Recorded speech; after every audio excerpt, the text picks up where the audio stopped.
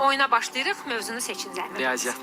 Riyaziyyatı seçdiniz. 45 saniyeniz var. Uğurlar sizə.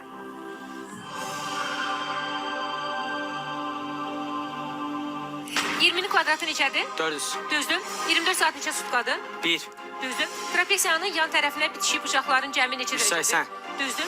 Yarısı 45 olan ədəd 80 yoxsa? 90. Düzdür. Düz bucaqlının neçə düz bucağı var? 1. Xeyr, 4. Evet. Çevrənin uzunluğunun radiusa olan nisbəti neçədir? 2 pi. Düzdür. 3 medianın 3 bucağın sahəsini neçə bərabər yerə bölür? 6. Düzdür. 1'in 7 misli ilə 5 mislinin fərqi 2'yə yoxsa 3'ə bərabərdir? 2'ye. Düzdür. 5400 ədədindən 1000 dəfə kiçik ədəd neçədir?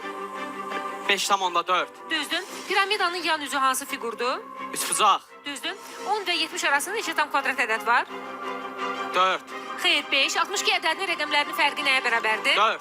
Düzdür. Saat 9 olarsa, saat əqrəbi ilə dəqiqə əqrəbi arasındakı bucaq neçə dərəcə olar?